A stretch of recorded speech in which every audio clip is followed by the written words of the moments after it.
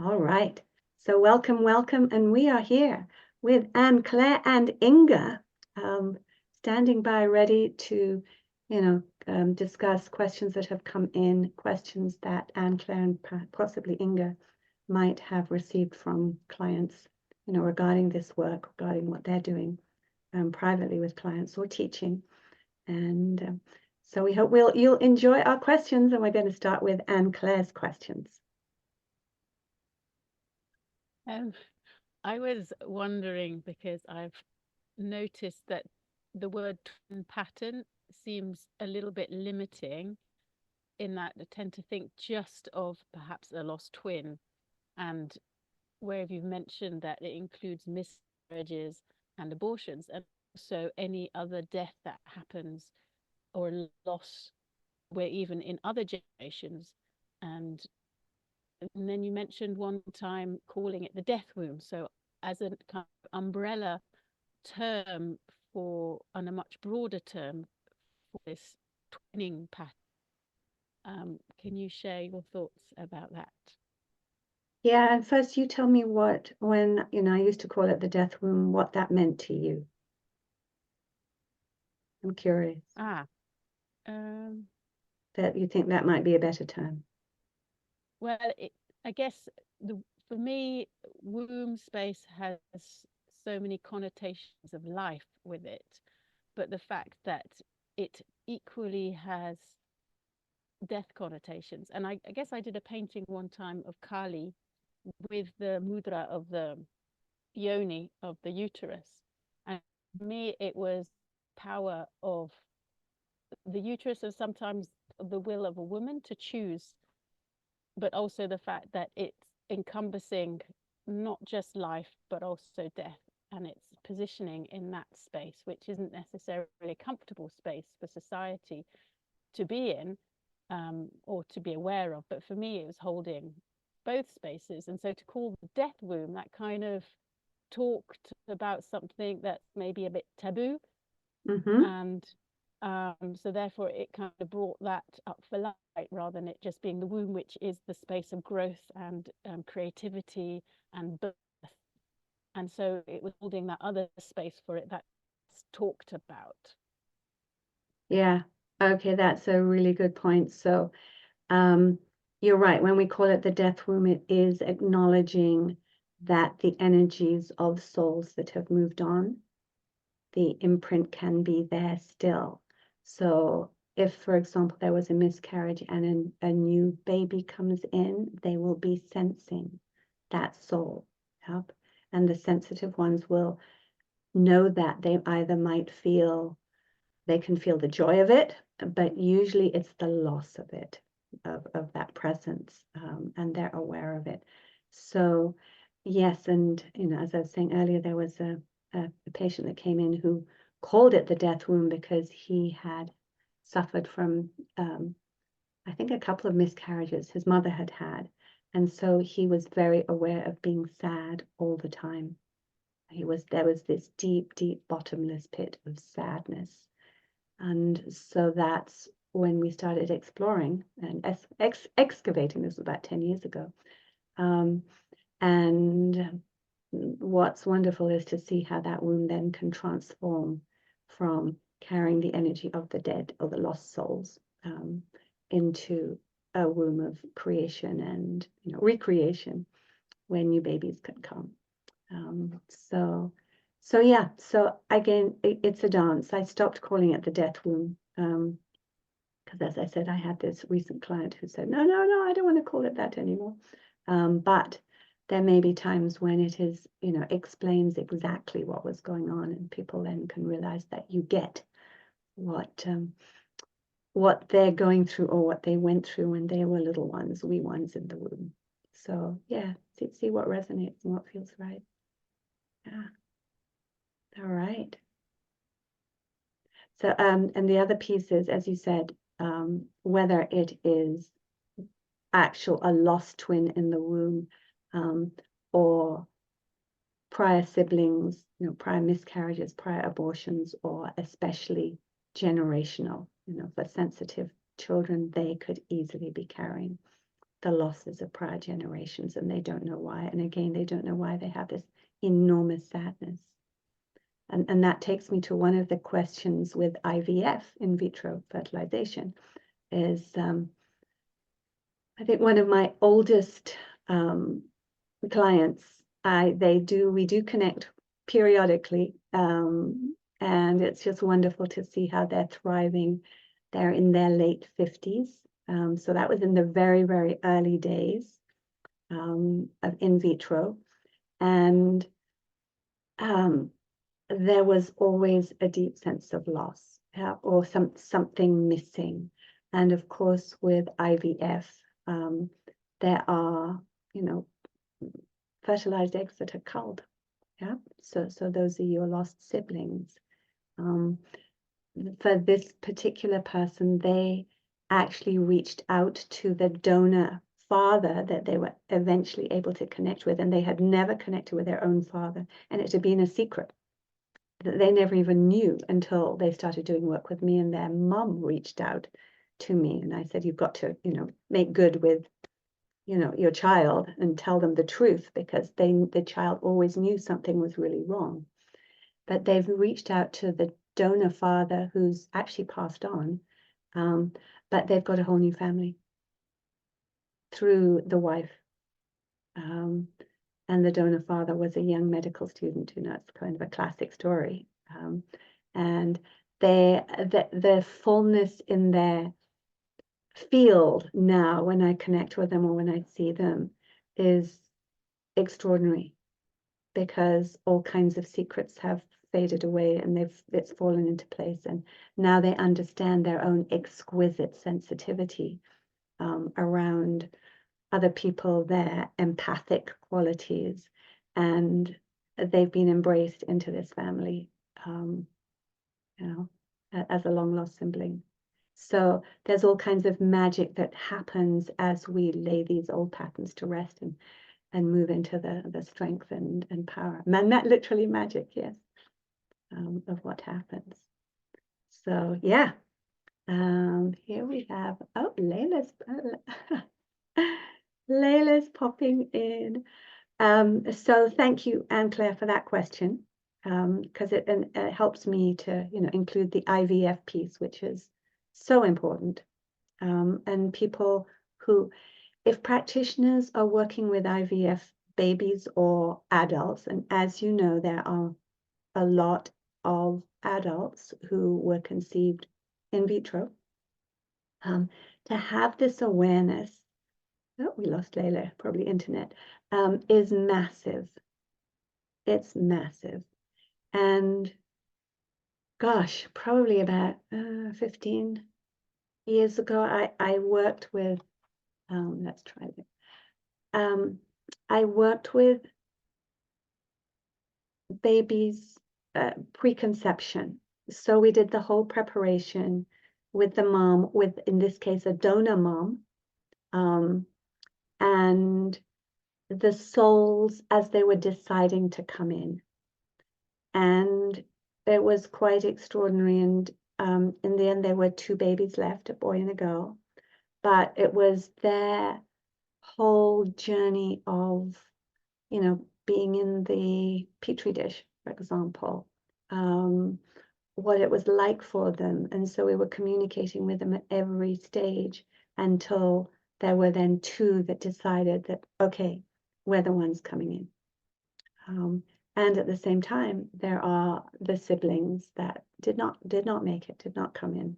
So, even if they had each other, those twins, like Shelley has shared a lot, she is a living twin, but she also had one, at least one, didn't she, or 2? So she's a multiple. So these kids are multiples. And so when you have a multiple pattern, you will often have a much huger sense of what's going on planet Earth, because you'll be thinking more in terms of not just me on myself as a singleton, but you'll be thinking not just in terms of me and a twin. It'll be me, a twin, and there are always others in our group, and who's missing, or we'll be scanning and we'll grow much bigger, and we may be taking on the troubles of planet Earth. And that's why I'm requiring or requesting that you do twin first, so that we can get very comfortable with doing that dance between who am I or who am I on my own, who am I as twin, who am I as multiple, and you can get that sense of your own fullness, being able to claim who you are 100%. Yeah. 100%, so that there's room for you as an alpha, a room for you as an alpha with all the other multiples, all the other twins, and there's room for each one of you, and there's plenty of room at the table. So that's what's so exciting about working with that differentiation first.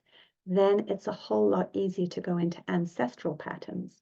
And one of the reasons we'll take on ancestral is if we have that extreme, acute, exquisite sensitivity. So I hope that makes sense. And welcome, Layla. So yeah, twin first, and then and Claire. I know you mentioned before about multiples with a group as opposed to just with another. And you'd mentioned that often people who are drawn to working with groups tend to be a sign of those people that have, they're kind of always carrying the group. They can't just carry themselves. They have to carry a group of people. And I've certainly noticed that in people, that it's not just me fused with another, i.e. my partner. It seems to be, no, I have to have this whole community or this whole association, and I have to keep going with this group. I just wondered if you wanted to comment on that. Well done for remembering that. Yes, I will. I have noticed that, I've got one wonderful client who is an incredible business leadership coach. And probably one of the reasons she's so gifted is because she is so looking out for the whole group. And there's this sense of mission that as she works with, in businesses, that she's making a difference on planet Earth. And she's had that sense as long as I've known her. We've dug a little bit into her past, and she definitely has a multiple pattern. But here's one of the reasons, and thank you, Anne-Claire, for being clear about multiples. And this is a question that I've got, is what's the difference between our work here versus working with global and collective trauma? There are people out there now working with this, and we've been working quietly with this for decades. But here's the difference.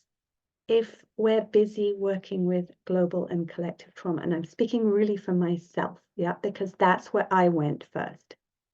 We got Karen. Welcome, Karen. I was so busy trying to make a difference in the world on planet Earth, and I didn't count. Where was I? Where was Susan? And I had to dig into my twin piece, where I had to give away everything to save twin or multiples. Good morning, Karen, really early for you. Thank you for joining us. Yeah, we're doing our Q&A here. We're talking about multiples and caring deeply about what's happening on planet Earth and the link. And if we haven't resolved our own twin multiple piece, where we just tend to merge and give away everything to others, or look at the amount of nonprofits. I'm aware of a lot of nonprofit leaders who are completely burned out and frazzled because they are so committed to making a difference on planet Earth. And where are they? Where's their own self-care? Where's their own sense of self that goes, I'm going to leave the troubles of the world outside, let myself fill up, so that I can connect with my own core essence and my own magic, which is what you were talking about earlier, Anne-Claire, the magic when we all connect. And from this place of my cup flowing over, then I can connect with global trauma, but not until I've done my own piece first. Otherwise, there's a never ending, there's always stuff happening out there, and there's never a sense of peace inside. And when we get to that sense of peace inside, it's completely different. Yeah. Is that making sense, Anne-Claire? Yeah. I have to tell you that I've got a couple of ancestors, and this is what, we're going to be working with in the Core Light Magic, starting with twin patterns where we get more differentiated. This is who I am. And I've got a couple of ancestors. One has been with me, my grandfather, since I was born. Yeah. Walking by my side. And you who've already done Core Light Magic will know a little bit about him, but he's been back. And he was in World War II, went through a ton of torture, witnessed a ton of torture, because where he was in Hong Kong was a Holocaust, which is not really known about. But he's been coming back, and one, telling me his story in a different way, but two, I'm receiving it in a completely different way, which is from this place of deep inner peace. And I see what he's been through. So there's a coherence that's building inside me. That's a whole next level, which I'm excited to hold for those of you who are going to be redoing this. Yeah. And it's like these stories of him and what he went through, and where he always had tremendous compassion, and I could never understand how he did it. And what he's sharing with me now. And I have another ancestor who was murdered for teaching love in the 1200s, 1300s. And I think some of you have heard me talk about him. He's back too. And what we're going to be doing is helping you tap into your guides, your muses, from your lineage. And yes, he was murdered, but when I went in recently and looked at some of his writings in a different way, he's writing about what we call your core essence. And I was like, here are the gifts that they've been trying to share with me, and I've been so kind of, thick-headed. But from this place, so yes, he was murdered, but he came back because he's unstoppable. And his stories, he wants us to hold our own core essences and our own stories and help resolve them, not because we're fixing it from the outside, but from that internal magic place where we are so empowered to live our life purpose and not be stopped. And that's their messages from, one from the 1300s and one from the 1940s. That is not making me, inspiring me, I'll say, to continue to keep teaching this, because I just see what's happening with me. I see what's happening with you on the team. And we want those of you who are called to join us. And I know, Layla, you've already joined us, which is wonderful. If we can impart just a sense of what's possible. And when I look around, and we do have war everywhere. Yeah. All over the planet. And it's much more obvious now that we have internet. I actually went to a world premiere of a movie right now, last night, the world premiere yesterday, in Tucson. And it was about a couple of whistleblowers about the MMR vaccine. And it was by Andy Wakefield. It's called Protocol 7. I highly recommend you watch it. It was kind of grueling, but very inspiring. And I think the old me would have said, oh yeah, it's inspiring out there. People out there can do it. There's a fight out there. And there's this place, having tapped into the strength of my ancestors. And there are a lot of negative ancestors, or stuff that, not negative, but stuff that happened that wasn't so cool. But these two are the ones that have been there for me. And they want to inspire us to be unstoppable.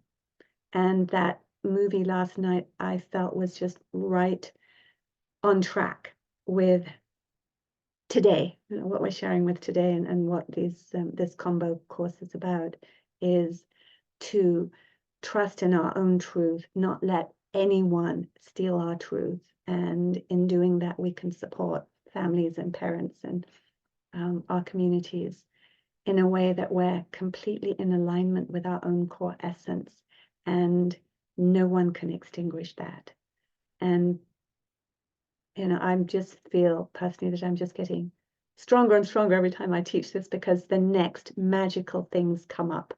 And I'm sure that's one of the reasons I'm inviting people to sign up earlier, because it gives time for us to create this collective container, a collective container of not trauma, but magic, and miracles, where stories start to come up, photos start to come up, events, synchronicities, to not catapult us, but nudge us into this, out of the overwhelm and into being in charge, where we are the co-creators together, and we're doing this together. So hopefully that makes sense. And it, yeah.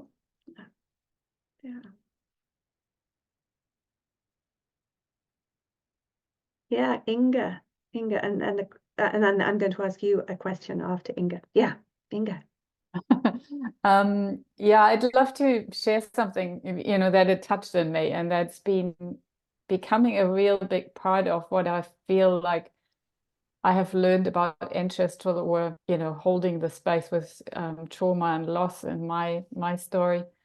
But the ancestral part has been the twin part also is a really, I could, before I was drawn to say something else to the twin part, but you carried on. But in a way, it's that ancestral part where I just so learned to, one deep truth for me that has come true is that every ancestor, regardless of their stories, and making it easy to let them be in their story, is that they probably all still were looking for the best, and they all wanted the best for the next generation and the next generation, and for the future of everyone, that they went through all that hardship for, that was the best they could do, but with the best intentions as well, and that they wouldn't want me to carry those things forward in my life, that I wasn't preoccupied the rest of my time that I have, but rather that it is a gift to realize that these magic things can come out of those incredible, horrible, and sad stories often. But that has given me an incredible, like a jumping spot to go, okay, it's like a trampoline. Okay, I can actually really, let that be their story. And still there are beautiful stories that I kind of have inklings of. And that I'm not, kind of ignoring that way. And I don't want to at all. I'm acknowledging them, but I also feel far more, their love that was still often behind all that, and that they wanted to pass on. And I don't know, the whole part of getting clearer about those losses or stories, and that are not mine, and what is mine, finding my way has also been a really important part of the twin piece. And I was just recently in a big group situation where I suddenly realized I can so easily now track kind of and go, oh, that feels like a real twin pattern for that person, and be really with that, really gentle and compassionate, without having, to name it, or the chance maybe to name it as well, because it's not part of that group situation, but just being with those patterns that I'm so easily picking up, far more easier, that I was often probably aware of for a long time in one way, but still it has given me a bit more peace and more compassion to be around that. And that was a great experience. Great, Inga. And so when you're talking about this large group, was that the group where you presented? Mm-hmm. In Australia, it was, wasn't it? Mm-hmm. So, Mm-hmm. one point that, touched me as you're saying is that the ancestors want us to receive their gifts. As you said, they want us, they worked hard for your success. They want you to receive their gifts, and our job is to slow down, receive, hang out, and take their gifts in. Not much else we have to do, apart from differentiate. So Inga, thank you for that. And part of this work too, my ulterior motive is as you clear your old patterns, all of us, and me too, I get clearer and clearer. It's to support you in claiming your own leadership and your own growth. Yep, clearing all the toxic lies and the traumas we've been fed with and the propaganda we've been fed with, and moving into leadership and growth. So Inga, to put you on the spot, as a wonderful example, because I remember you used to be, and let's hear how your adventure presenting to Pact Pacific, what's Association of Craniosacrotherapists, which is Biodynamic Craniosacrotherapists. Really, it's not in the name, but it's long enough as it is. Yeah, in the Pacific. I think the summary is really that I felt I was the bringer of lightness, light, and joy, and it's very simple, the very simple experiences, and I felt really drawn to just teach the simple experiences rather than going into all sorts of. I didn't have that much time either. I had like 3 hours, but altogether it was just the experience that I wanted people to have. So we had a really fun, light time, and it was so much fun because people.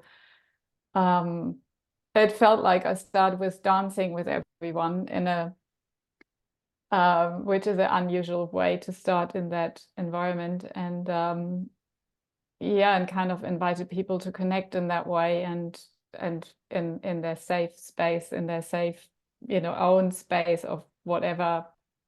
And it was so beautiful. It started out so beautiful, of people starting to smile, even when we then sat down afterwards. It was already like a incredible different space. Before we had all these technical issues connecting my computer and things that didn't work, and it just all resolved into that joyful lightness and being with each other, and it was a real fun experience, but really deep stilling and settling and calming and coming into a real coherent feeling in a group that didn't know each other for most of the people, which was incredible and awe-inspiring to see how fast that could happen. And I had a few exercises where I wanted feedback and people to talk with each other, and they were also they're all like, we just want to sit in our stillness now and in this joyful, bubbly space. And I thought, okay, that's fine. It's awesome. And it was great fun. And inspiring to do things. And it was, in a way, I wanted them to have tools for themselves, but also for their clients to take away. And it is, I think, what I've been looking forward to is bringing that to wider parts of my community or communities, and that people, it's so simple. We can all do it. It's our innate life, isn't it? How we would appreciate and want to be in our life and thrive in our health and our nervous system as well, and our spirituality. Well done. So basically, when the old barriers come down, you used a word earlier, I think it was it in an email about this is your mission, that right? Yeah, yeah. Your mission. What's your mission? I mean, because you're getting so clear now. My mission is to bring joy and light and love into the world, basically, but starting with a small part of the world and getting maybe a bit bigger. But yeah. And how is that for Carrying you them. now, as you say that, as you tell us that? Wonderful. I feel, it lights me up to just see how it works. That is my, yeah, my absolute joy, my deepest joy at the moment, is seeing how that. Yeah, and I always have said, in a way, it's the smiling, it's infectious as smiling. The yawning is as infectious as smiling, and yeah, it's so good because that's what we want, we need. We Yeah. do. Well, I'm very touched, Inga, because I do know that you were a little reluctant and a little shy, and here it is to see you just smiling and glowing, and that it went so well in Australia. It's like fantastic. You're just naturally moving into what you're supposed to be doing. Feels like it. Fantastic. Thank you. Thank you for sharing that. And then you had something about twin, I think you wanted to share. Was that? That was part that I mentioned just as well, like being even often, yeah, with twin, I get it a lot clearer, quicker, with one-on-one or in a small environment where people tell stories and all my little bells go on. Here we go into that territory. Whereas in a group setting, that was still really interesting to see dynamics in developing in that context, and also observing myself in a different way, which is always interesting because you're different in group environments yourself as well. So yeah, no, it was fascinating and helpful. It's so helpful just to be really clear about it, and yeah, Great. clear in my work with clients. Yeah. Clarity is so important as well. Yeah. It is. It is. Well done. Yeah. So as you say, that the clearer we are, the more we can identify patterns out there, the less we get thrown in to other people's stuff, and the less exhausting it becomes when we're teaching, because we're not being pulled into their stuff. We're holding our own frequency, that your own frequency, that is yours 100%. And you don't have to give any of it away to help other people, which is the reverse of what the twin pattern, often is if it's unresolved. So thank you, Inga. Yeah. Any more questions coming up from what we've been discussing so far?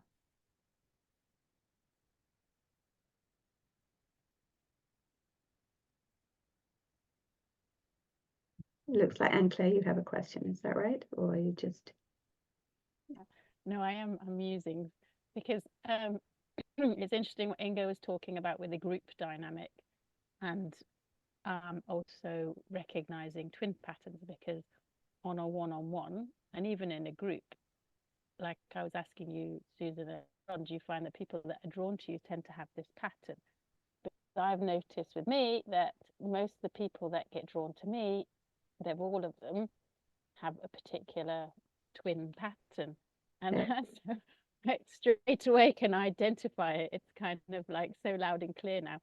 And so one of my things is getting them to be in their alpha space and getting them to be in their core essence. So holding that space so that in a session, they're not fusing with me. And so I try to make it clear that this is about them, but we're working with their alpha.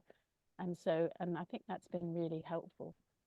But what's coming up with me is the whole group thing, because on a group level, I feel personally, what with working with this women's group at the moment, I'm holding the space for the whole group and noticing when there are individuals which aren't, that are going into, say, their turtle shutdown. And so it's holding that space and being aware of the different dynamics of what's going on. And because I'm co-facilitating, so in that sense, I'm working with the twin pattern with my co-facilitator. Yeah. And so there's that dynamic, which is healthy and interesting at the same time. Again, it's being in our alpha spaces and being vigilant of going into our beta twin space dynamic with each other. At the same time, I'm aware that she's not aware of what's going on in the group dynamic, and I am. And I find it challenging when she's doing her thing, and yet I'm noticing when there is other dynamics going on, and it's not necessarily my place to step in. So it's that kind of dance between letting go and allowing what's playing out to play out, and trusting that it will work out, at the same time noticing and holding that space that it's not necessarily all smooth, and there's definitely different dynamics playing out that aren't necessarily comfortable. And if I was in charge, especially, I say in charge, if I was in a leading space in that place and having worked with the womb surrounds and with the groups, I think it's been so fantastic doing this so often, to keep seeing how as a group and functioning, and how everyone is integral to the whole functioning, the coherency of a group, and noticing when that place isn't being held by the other person. So I'm also wondering, at a certain level, is that on a personal level, I'm wondering if that's also a multiple dynamic in myself. I don't know, but also it's kind of it's not an easy position. I guess I've noticed that when I'm not able to hold the group in total coherency because I'm not leading at that point, I get a little bit into overwhelm. But I think that's my personal challenge, to hold this. And it's a dance, because sometimes I am just holding the whole group space, and other times I feel difficult to trust the other person to hold the group space. Yeah. That's my own personal letting go. Yes. Yeah. Yes. And you're absolutely right. It is a dance. It's always challenging, co-teaching, always. And it's always growth inspiring, yeah, because they come in with gifts and skills that we don't have, yeah, which is usually why we're co-teaching with them, yeah, and that's complementary. And also, what's cool is there are, students who will resonate with the other person, and get stuff that exactly what they need from that person, even if they're not doing it in quotes perfectly. And no one's ever going to do it perfectly in our eyes. And yeah, letting go, and just knowing that all the right things will be done and said by that person.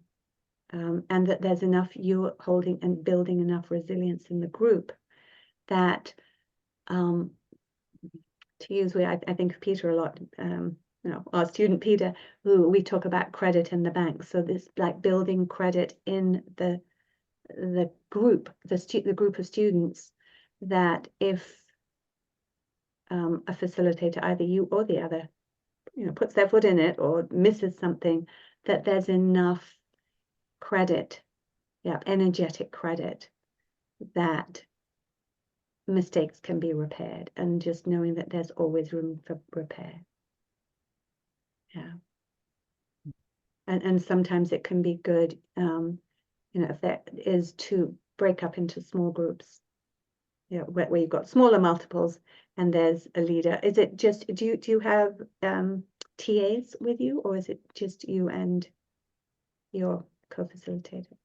It's just me and my co-facilitator, but I have been doing it so that they've been breaking up into small groups, doing binômes, going into pairs, and then we'll go into threesomes, just so they can start building connection on a more individual basis.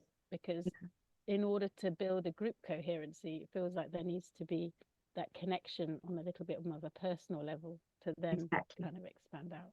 Yeah. And when you do the pods, then it means you can expand out and have connection no matter how large your group. Yeah. But occasionally it's good to have, say, the two facilitators, and what I would do in a way that's very simple is have people number off, 1, 2, 1, 2, 1, 2, if they're just two groups. If there were 5 groups, 1, 2, 3, 4, 5, all the ones go to number 1 TA, number 2 TA, number 3 TA. And then it's just a place to have concerns, issues, express, find out what's missing, what people's needs are. And that way they're getting heard. And in a way, when it's just the two of you, your co-facilitator, and if you've all numbered up, so it's a neutral numbering, so a whole group of 1s go to you, a whole group of 2s go to her, then she gets feedback, very loving feedback. She's holding a space and gets feedback where they say, I want more connection, or I want more, I want you to slow down, or whatever it is, and it comes from them as opposed to you. Yeah, so another way of co-facilitating. But yeah, you asked, do you have a multiple sense? What is your sense? Yeah. I think it's been for a long time just focusing on just dealing with the individual, the two twin pattern, because it's been so intense, and it's always been in the back of my mind that there could be a possibility of that. However, that's been in the background because the fusing with my elder brother was so strong and overwhelming that took up so much of my energy. So I feel really shifted through that massively. I kind of feel that I've really cleared that out, and now it's starting to bubble up that perhaps this multiple is a possibility. But I also find that it gets to the point where it becomes a bit storytelling. Like, we go into our imagination network and I'm maybe creating a story because I haven't had any necessarily I guess it reminds me of when I first heard about the twin pattern, and about fusing and having the other twin that left, and nothing resonated in me at all until I heard your sister talk about her coming in, and she was the one who left, and something in me went bingo, and I knew. So there was this part of me which was, and it got to the point actually after a while that even mentioning the word twin pattern felt like I was creating the label, and it felt like I was storytelling and I was no longer in the sensation. And so the less I labeled it and the more just in the sensation of it and recognizing the pattern, because you'd explained so well so many of the different patterns and dynamics that I was able to recognize dynamics and go, okay, that's twin stuff, but without necessarily saying out loud, oh, this is a twin pattern, because that seemed to sort of diminish it or label it or turn it into some fairy tale story or something that didn't feel real. And so the same thing kind of is creeping up with this rumblings of this multiple, in that I don't want to start saying I'm a multiple, because then it feels like I'm making up some story. But it does feel like there's a background rumble. And so I'm just noticing that. And my intuition is telling me, okay, this round, I think that's going to unveil another layer. So it's going to be really fascinating for me personally to see kind of what shows up. Yes, I'll be very intrigued too. And you're right, there is the intellectual piece that is useful to have all these patterns, yeah. But ultimately, when, as you said, when you had that bingo moment, when my sister Anne shared her story, and it was like, and then she used to say, oh, I don't resonate with anything that you're talking about, and she's like that. She's like, no. And that was really important. She shared that piece, wasn't it? Because that helped you get that you've got your own individual pattern. It may be a little bit like Anne's, but it's yours. So coming from that internal place. So yeah, let's explore. I mean, I'm very curious to see where we all go in this next round. It's like, and also to create, I'm going to invite you all to create the space to allow the stories from, not just the storytelling from here, but the internal, more than rumblings, as you call it, but the internal knowings of, wow, this is what happened, and here are the gifts. Oh, this is what happened. We get that first, and then here are the strengths, and then it starts to make sense of our lives. Oh, this is why I'm so drawn to teaching. This is why I'm teaching the kiddies. This is why I'm doing the women's group. This is why I worked with, the grandmothers. There's just this pattern that suddenly becomes so powerful and coherent, and kind of feels like catapulting us into the next level of why we're here on the planet. So yeah, great. Okay, so anyone else? Yeah, another question. Yeah. Firing away.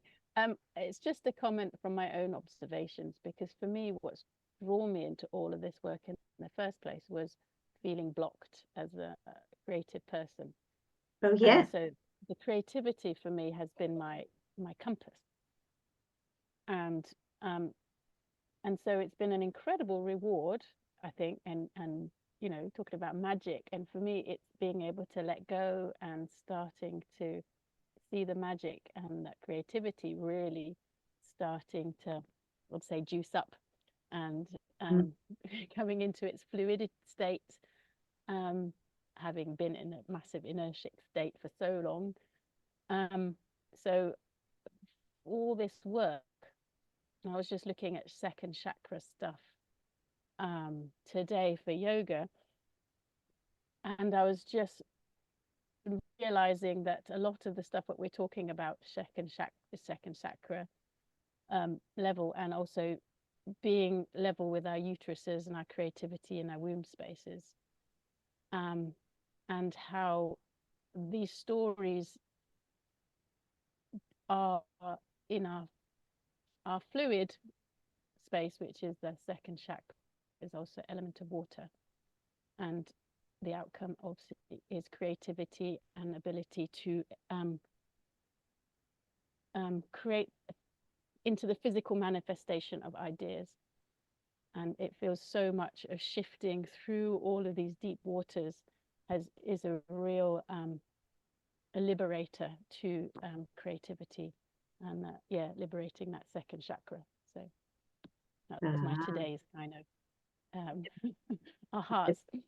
Liberating the second chakra, and you're absolutely right. Navigating, very poetic and accurate, yes. And as where it's basically these beliefs and concepts that we grew into, that were there before we were conceived, become very crystallized. They're not fluid at all. It's that freeze place we talk about in birth dance. And what you're talking about is, moving into that flow, into the fluids, the waters, and the creativity, which is really totally second chakra, and where we get to dance. So I love doing this work. I'm thrilled that you're, flowing with me, dancing with me. And, many people never get out of that inertia. That's a big word you used, Anne Claire. And it's true. There are so many people completely stuck in inertia, and even more so in the last 4 years. And the more we do our own work for ourselves and individuate, well, the more we can hold these larger groups and touch more people, and thrive together. And it really is that deep, deep place. No matter how much war is going on out there, it's that deep place of creativity inside. Well done, Anne-Claire. That's exciting. I'm excited for you to see what this next round, where it takes you. Yeah. All right. So I'm going to look and see what other questions that people have asked me. If you want to, share anything. Karen, we haven't heard from you this morning. Good morning, super early for you. Welcome, welcome. Good morning. Yeah, I love hearing all the stories, and I can kind of resonate with what Inga and Anne-Claire have been talking about, and just feeling the like physical sensations that Anne-Claire said, with the differentiating, I guess with my husband in particular. So yeah, just just noticing it, and that's it, and that's enough. Yeah, and the more I've been doing that, yeah, the more clearer things have become. And yeah, and I guess even the bit, you're talking about, oh, there's like, some rumblings coming with this next phase. I don't know, it was a couple of weeks ago, and I don't know the full story yet, but I was getting stuff of like, I've got the twin thing, which was only a week, into after conception, where I lost my twin. But a couple of weeks ago, I was getting like three eggs. But my sense of it was more, that maybe those, and I was like, wow, it's almost like we're a person before we've even, felt like, as the sense of it was, hadn't even been conceived, but it was almost like I was buddies, even though there was lots of eggs. It was like with 3 eggs, and like, oh, only 2 of us were conceived and 1 was left behind. That was my sense, but I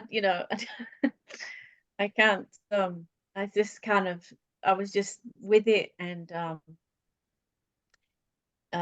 I did notice like sadness though, as there was sadness as I was with that piece. Yeah. Yeah, but then, I guess as I just see what happens, what evolves with that, if anything, or maybe that was enough, maybe I just needed to be with that part.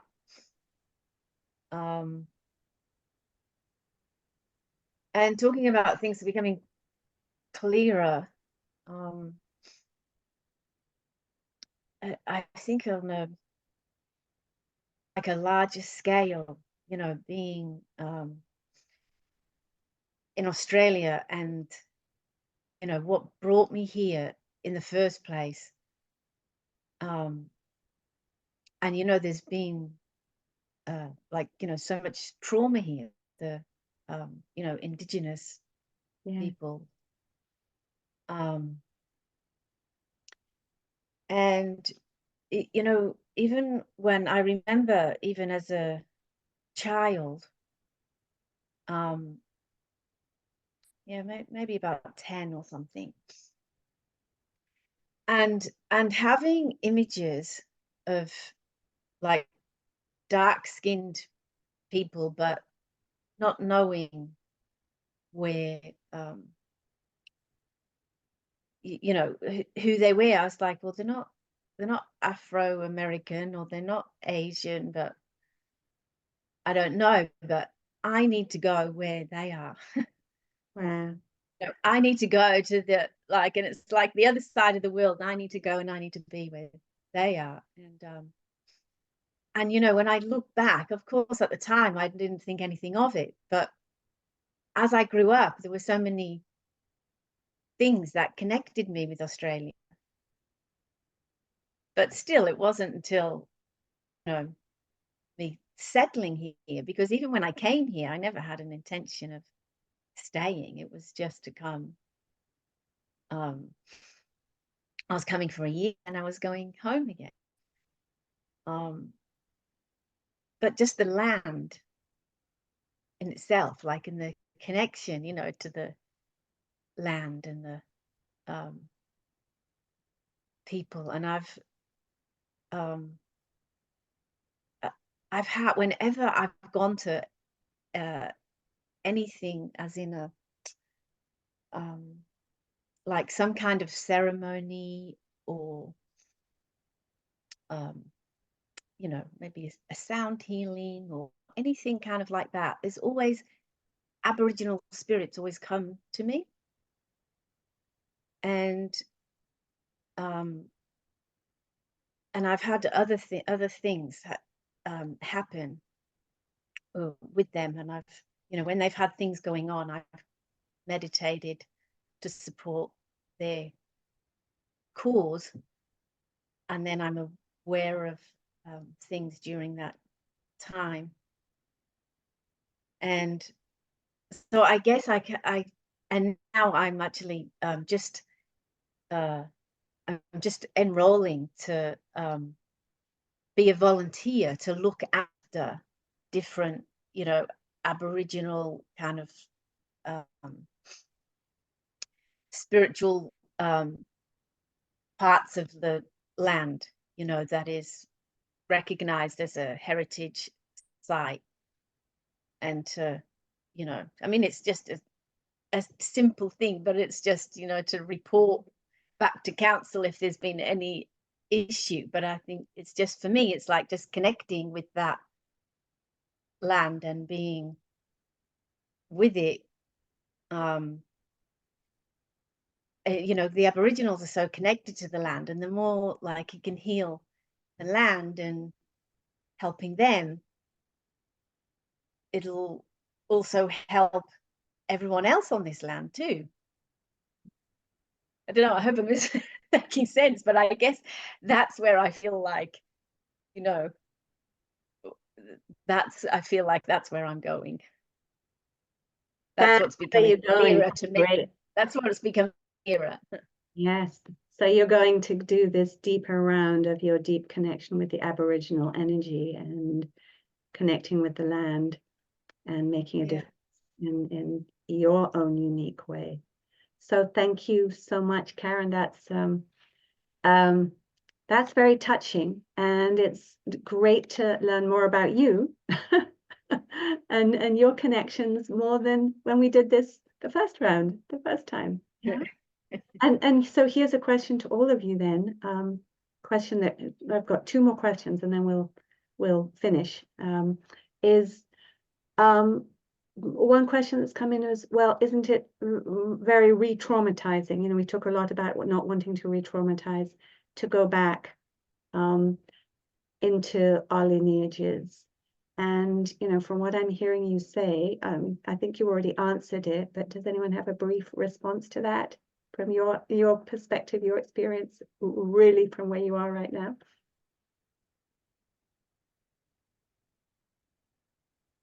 Is that we don't have to do anything and it will heal.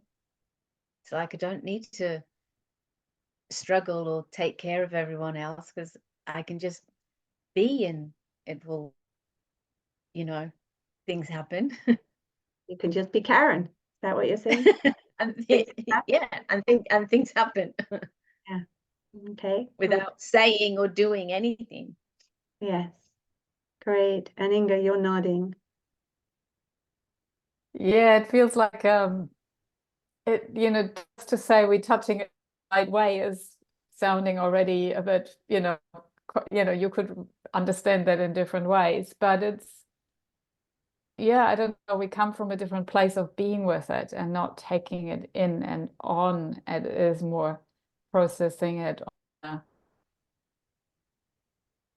Yeah. That's hard to say. It's not an outer level, but it is a level of not integrating it more, but it is getting it out where it belongs. And then, yeah, then we become have the chance to be just us. You know, maybe it's more shedding talking about Australia's snake skin, or you know, it's becoming bigger rather than going down in and going a different path, like the beautiful snakes,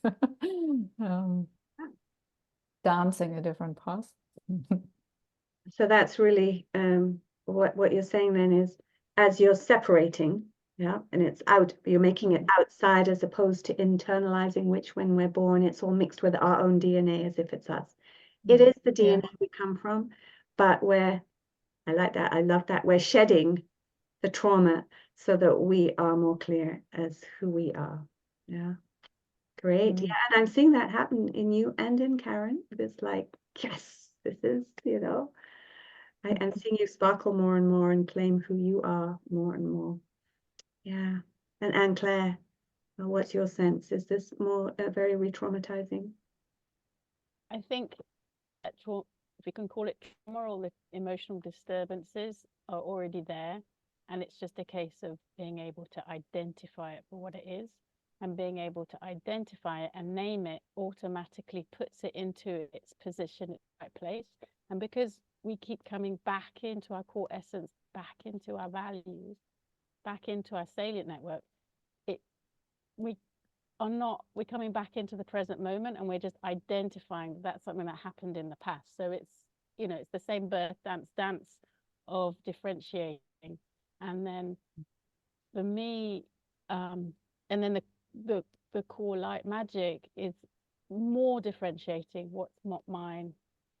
And like Karen was saying, don't have to do anything. And I guess the doing for me is the identifying. And as soon as I can say, okay, and then the ABES of being like, actually, all I need to do, if I recognize it's not me, and I can connect with me and recognize that that's not me, and in that dance, I feel such relief.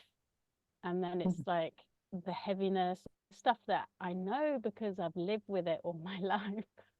I can start saying, actually, like Inga was saying, the skin, I can take that off. I can shed that, and it leaves me, and there's more light, and there's more joy, and it feels like, actually, you know what, I'm okay.